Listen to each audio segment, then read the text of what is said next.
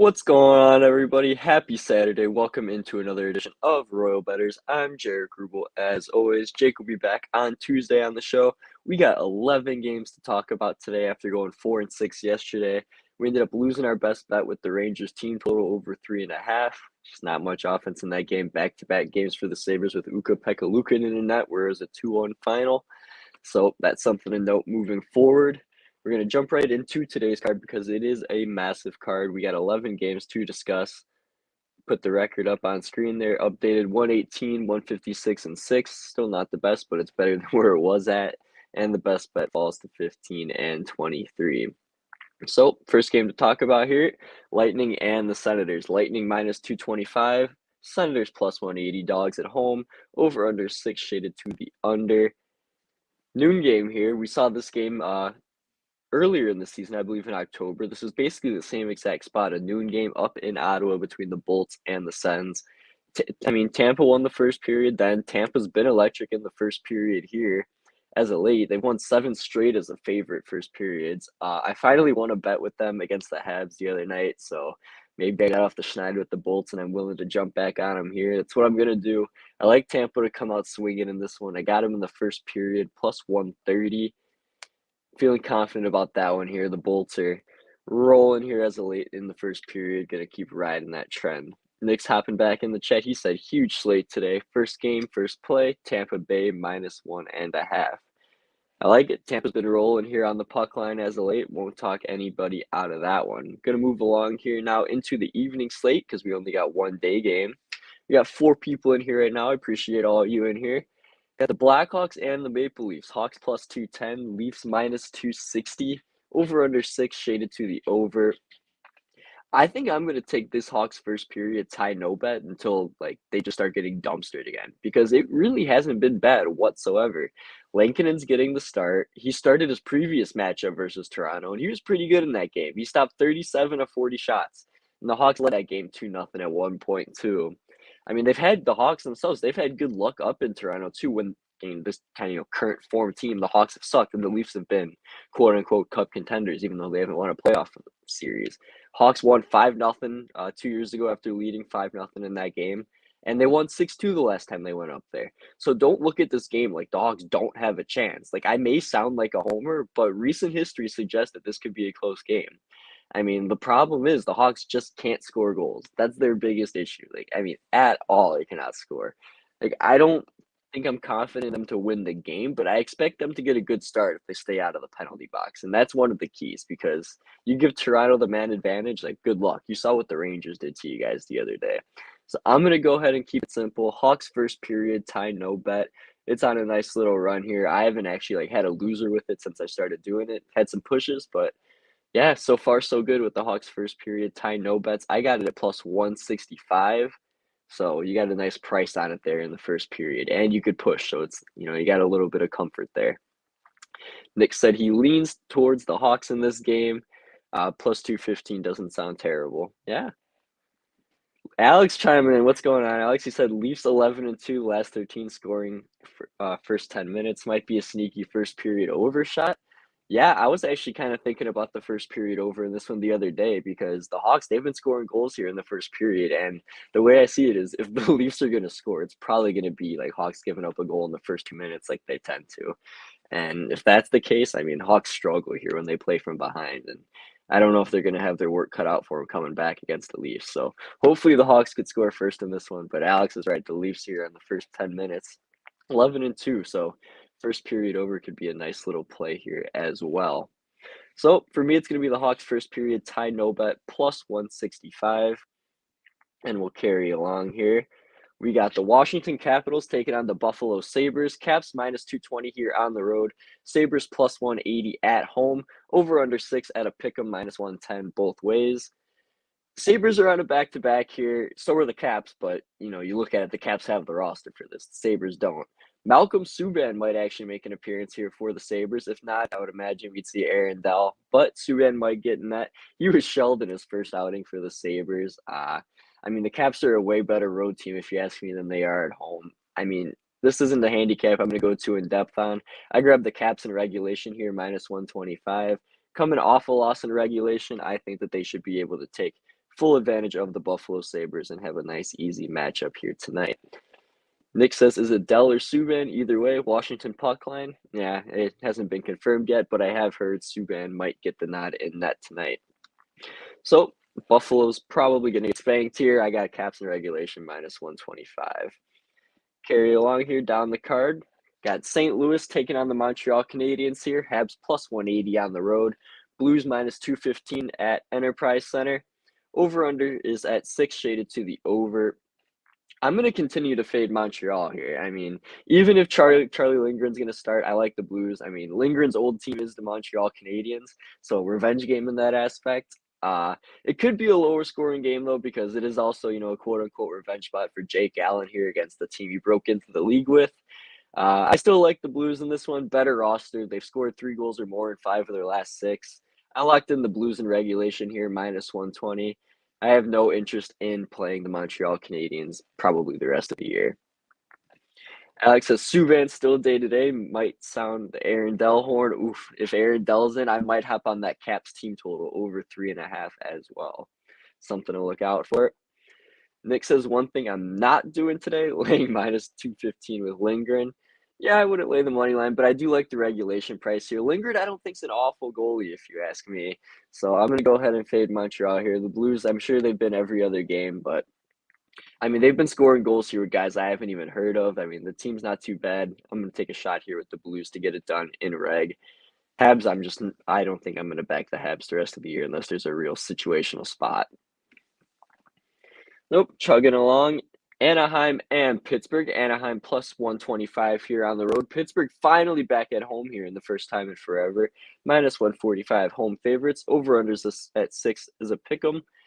This game's going to end up being a pass for me because the Ducks, they always seem to lurk around with this +1.5, right? The Pens are back home for the first time in forever. But the Ducks and Pens both have top line injuries. And I was in a Spaces yesterday on Twitter. Melissa Cunningham was hosting Spaces, and one of her friends, Chelgad, made a great point how these Ducks games have not been going over ever since Getzlaf went down, Henrique went down. Once this top line kind of got broken up, these Ducks games haven't been what we've thought of them. They could still lurk around and maybe get a win here. Trap game for Pittsburgh coming home for the first time in forever, but I'm going to end up staying away from me here. Both situations just don't really strike me, so it'll end up being a pass for me. Nick's thinking about adding some +200 dogs. He said he's got the Ducks at +145 in this one. Riding with the Ducks. Yeah, another part of this is the first of a back-to-back for the Ducks for me, and I was kind of thinking about tomorrow's game against St. Louis because St. Louis's goalie situation's kind of whack right now. I'm not sure what the word is on Binnington and Husso, so that could be an interesting spot tomorrow. I was kind of thinking about the first period over in that one, and the lines are out for that, so I might go and bet that. I'll have to think about that one a little bit longer, though. Carried along down the slate, Nick, your New York Islanders are hosting the New Jersey Devils. Islanders -160 here at home. Devils +140. Over under 5.5, +110 to the over. And it was at a 5 yesterday, so it has moved up to a 5.5. I don't think we've had a goalie confirmation for the New Jersey Devils yet. If we might see Dawes in that, and he hasn't exactly been the best player this season for the Devils as the third string goalie because Bernier is not healthy. Blackwood, I think he's probably going to end up getting the start because he's been very sharp as of late, and he was in net the other night, or yesterday, I should say, against the Preds. So, I would expect Blackwood. I'm not sure exactly who we're going to get, though. I was going to do the New Jersey first period tie no bet until I saw that the goaltender Bernier wasn't healthy. I'm probably going to end up staying away in this one. The Islanders, they don't score often in the first period. As of late, they did get a couple. I'm just going to stay away. Anders Lee's red hot, though, for the Isles, so, that could be a prop you look towards. We'll get more into the props later as the games go on, but yeah, this is going to be a stay away for me. Nick's on the Isles puck line, 3-1, 2-0 Isles today is his guess. Hey, could be the day they break the Fort Never Win streak. Yet to win at UBS Arena. I'm going to keep calling it Fort Never Win until further notice, Nick. But it's going to be a pass for me in that one. This is a game full of dog shit. The Flyers and the Coyotes. Flyers -160, Yotes +140, over under 5.5, shaded over. My notes literally say dog shit against dog shit. Let's move on. I have no play in this game. Maybe you want to take Keller first goal again. I didn't do it, but it could just be something fun you do in Yotes games because it actually happens. decent amount of the time. But yeah, this is going to be a pass for me. I have no interest in Philly and Arizona. Next, Carolina and the Edmonton Oilers is a game I do have a few plays on. Carolina plus 100 here on the road. Edmonton minus 120 at home. Over under 6 shaded to the over. All right. I feel like my reasons are starting to become like more and more simple. Just as the shows go on, like I start saying more and more of the same stuff, but it's because I'm starting to build a little bit more consistency here in what I'm looking to bet.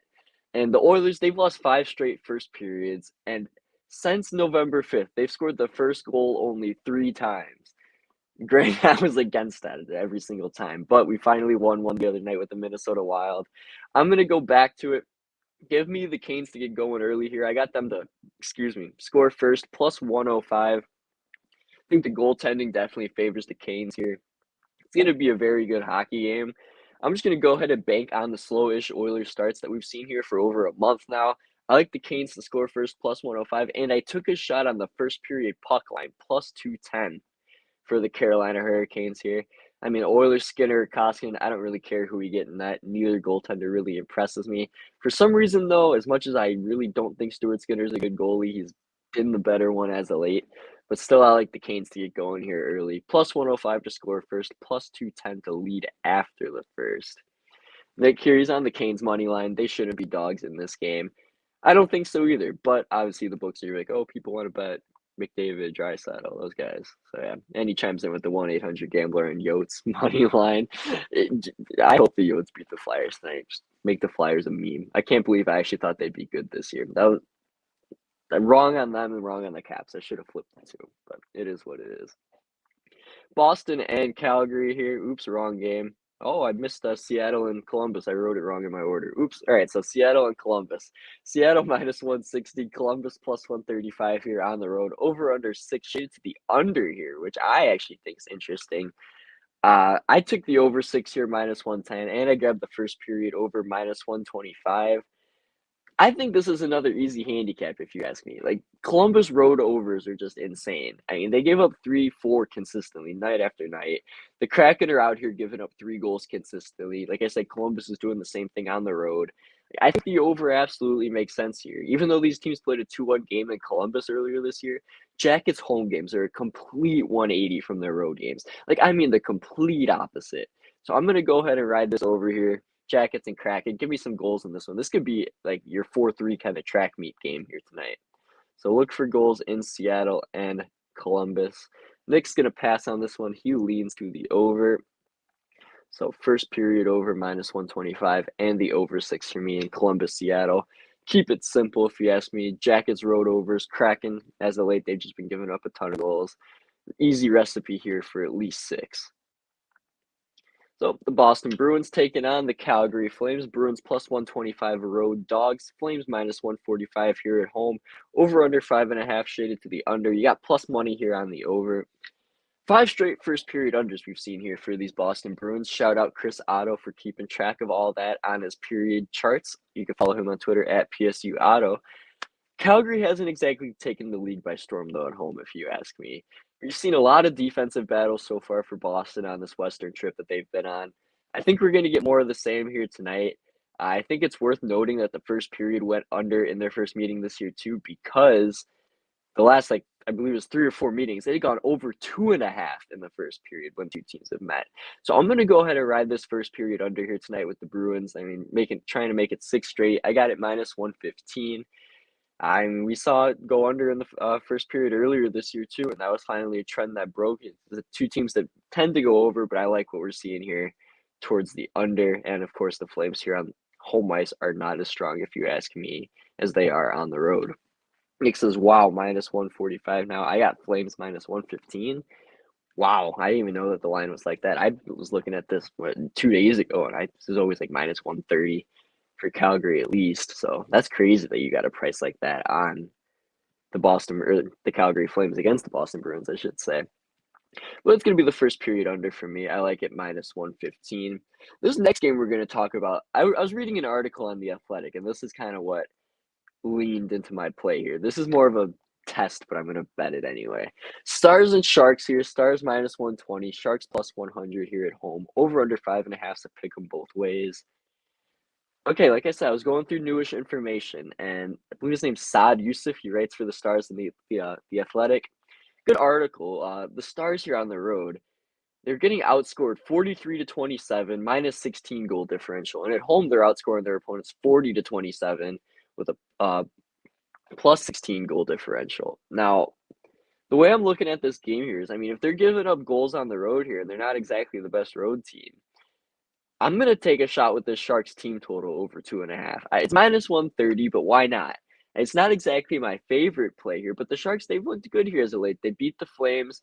I mean, they battled late against the Wild until, I mean, they got it to a one-goal game, and sure enough, it fell apart. I mean, the first period wasn't great for them, but Dallas on the road, they put up a stinker against the LA Kings after, losing that heartbreaker to the Vegas Golden Knights. So, I mean, why not take a shot here with the Sharks to get 3? I mean, full game, it's not just a regulation bet, so, I mean, Sharks get 3 goals, we win the bet. It does worry me with Ottinger if he ends up going because he's just been magnificent so far, but I'm willing to take a shot here. This is kind of a, you know, a learning game for me, but I went ahead and bet it anyway.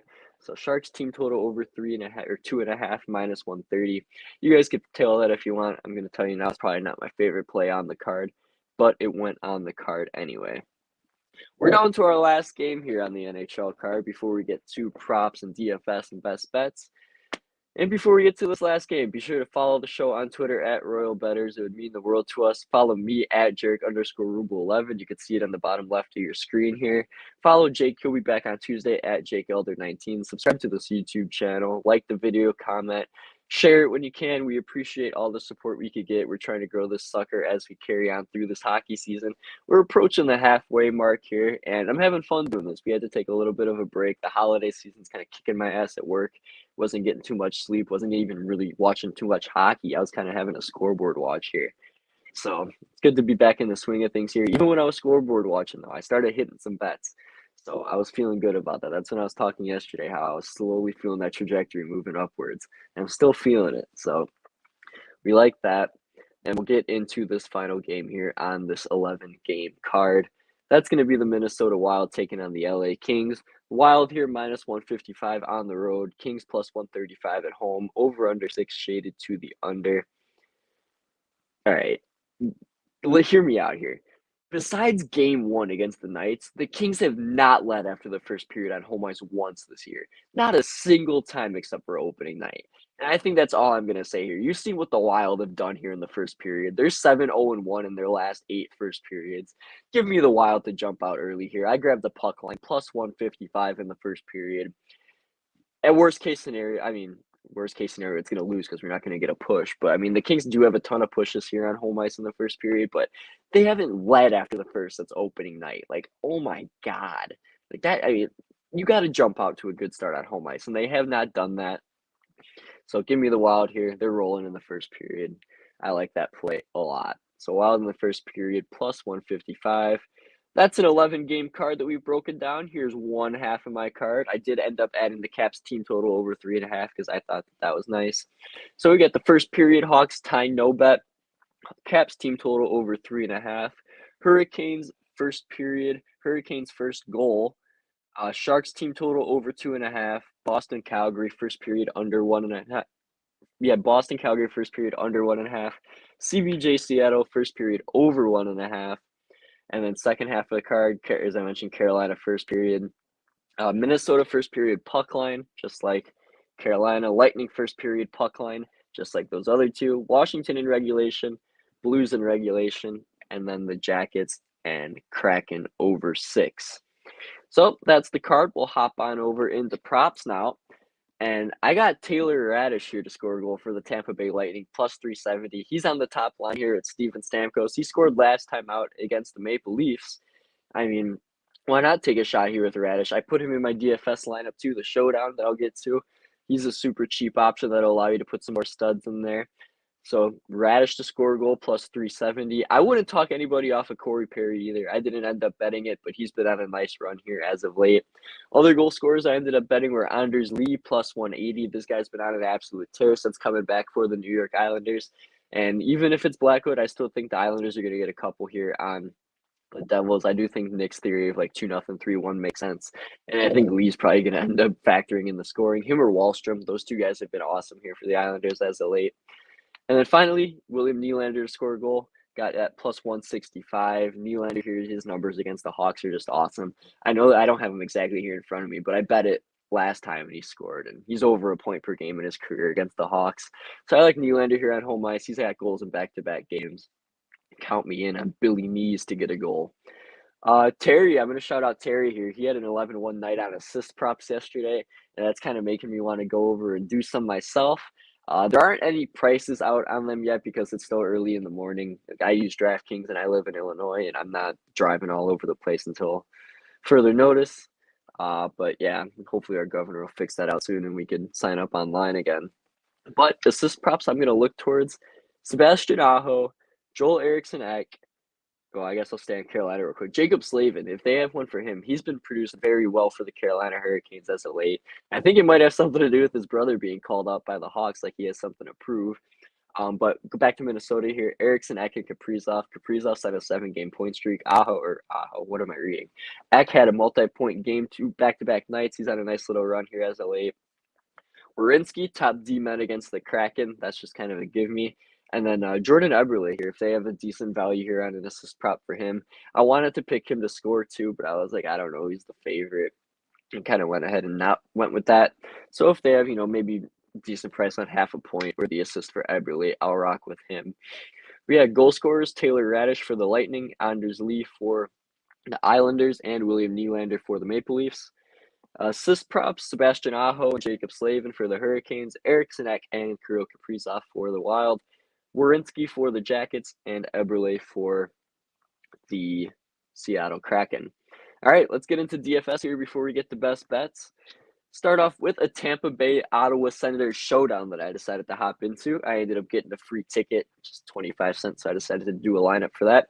My captain's Andre Plot here. He's got 4 goals in his last 5 games. He's got 3 game winners in them. He scored last game out scored 2 goals, or so 5 goals, I should say now. So he had 2 goals against the Maple Leafs. Also had an assist in that one. 31.8 fantasy points in terms of showdown value. I got Stamkos on there. He's on the top line along with Radish. Excuse me, who I said is on that top line. So Stamkos, Radish, Stack. Radish only 2,002 on the showdown. He's super cheap. Nobody knows about him. He's doing pretty good here on this top line for the Bolts. Vasilevsky, I'm not sure if he's confirmed yet. I might have to look out in case it's Elliott, but I like, just get the win here, put the goalie in there. Perry, as I mentioned, he's been on a nice run as of late. I tossed him in there. And then Brady Tkachuk, he scored against the Sens, he's on the Sens, against the Bolts in that day game earlier in the year. So I went ahead and put Tkachuk in there because you need at least one Ottawa player for it to be a valid lineup. So that's who I went ahead and put. I would have took anyone out of Josh Norris either. He's been on a real nice run as of late. But here's the showdown lineup for anyone interested. You need to take a screenshot, whatever it may be. Give you a couple seconds there to look at that. And we'll hop on over to the regular lineup. So for the final 10 games here, this is the lineup I put together. I did a $5 single entry. I like to do the single entry lineups because people who just put like 20, 30 lineups in one, lobby, it's terrible. It's not fun. It ruins the purpose. But my centermen here, Sebastian Aho and Joel Eriksson Ek, these guys put up fantastic numbers here as of late. Aho's up around 20 points, it seems, every single night. Eriksson Ek, back-to-back multi-point nights, playing with Kaprizov, who's on a point streak. Put Anders Lee and Wahlstrom in there. Wahlstrom here's on a nice little run as a late point streak himself. Lead goals here, I believe, in every game since he's been healthy. So Anders Lee here putting the puck in the back of the net for the New York Islanders. William Nylander for the numbers against the Hawks, like I mentioned earlier, had a good game against them earlier this year. Put Jacob Slavin in there as a defenseman. He, points in 5 of his last 6 games. He was only held scoreless in 1 of them. I think that has something to do with his brother being called up by the Hawks. I really do. I think there's a competitive edge in the 2 brothers because Josiah, even though he hasn't scored yet, I thought he's looked very good up with the Hawks so far. And speaking of the Hawks real quick, I have nothing on him, but Kurashev looked really good against the Canadiens the other night. So I'm curious what he's going to do here tonight against the Leafs. But anyways, my last defenseman, Josh Manson, he had been over 10 points 3 straight games until the last game against the Jackets. That was just kind of a snooze fest all around. I needed a cheap defenseman, so I went with Manson because I knew he had been producing a little bit for the Ducks as of late. And we might get some goals in that one up in Pittsburgh. Who knows? My goaltender is going to be Jacob Markstrom. Went with Markstrom because Bruins unders here on this Western road trip's been magnificent. I could see this totally being a 3-2 game. I mean, either team could really come out on the winning side of it, but I mean, if Boston gets 40 shots on that, 30, 40 shots on that, I mean, they're offensively challenged. They don't score a whole lot. They don't got much secondary scoring. So if they get the pucks on that, I trust Markstrom to stop them, and then he's just going to keep accumulating points for saves. So I like Markstrom there. It's probably the most confident goalie I have here out of the night games. I don't want to say we could see a lot of overs here, but I wasn't confident betting it or picking a goalie in Dallas, San Jose. I mean, Freddie Anderson could be a sneaky play. I mean, Sorokin could be a sneaky play, but I ended up going with Markstrom in that. And then my utility player is going to be Jordan Eberle here. I think we're going to see a bunch of goals in this Kraken and Jackets game. You could put Rinsky in your lineup too. I don't exactly know why I didn't, but I got a prop on him when the assist value comes out. So that's going to be the DFS for tonight. You could take a look at the lineup. I'll put it up on screen. I've been struggling with DFS as of late. I haven't really cashed over the last week. So hopefully we could find our stride again here in this. There was a couple, 2-3 weeks stretch in November where I was cashing pretty consistently. But it's been struggling here as of late. These bigger cards are hard too because, a lot more chances of other players getting goals. So that's the way it goes. We're going to hop on over to best bets now. And I think I'm going to go ahead. I wanted to make my best bet the Caps in regulation, but I'm not going to do that. So leans probably win. Just remember that. Keep that in the back of your head. But I'm going to make the best bet the Minnesota Wild first period puck line -0.5 plus 155. The Kings, they've only led it on home ice after the first period once this season, and that was opening night. I mean, maybe it's tied after the first, but I'm willing to bet here. Minnesota 7-0-1 in their last 8 first periods. And there's a big price on it too for the puck line. Give me the Wild here on the puck line in the first period. Best bet of the day. Thanks everybody for tuning in. We had some viewers. Jay Stone hopped in here. Nick always tuning in. Alex Smith hopping in. Everybody be sure to hop over to ESB when they go live. They're live 7 days a week. The Ice Guys, Alex is a part of, and BetUS NHL picks and predictions. They're live 3 days a week. Ice Guys is 7 days a week. And we appreciate all the support from them, all the support from everyone else tuning in, whether it's live or as a video. Be sure to subscribe to this YouTube channel at Royal Betters. Follow it on Twitter at Royal Betters as well. Like the video, comment, follow me on Twitter at Jarek_Ruble11. Follow Jake at JakeElder19. And I will be back with you guys. I'm not going to do a show tomorrow because I'm calling 2 hockey games actually starting at 10 a.m. Central. So I'm going to have to get up and hop on my charter down the highway and take care of that. But I wish you guys all the best. I'll give out football plays while I'm here. Why not? I'm on 4 for the week. I'm on the under in Baltimore, Cleveland, under 43.5.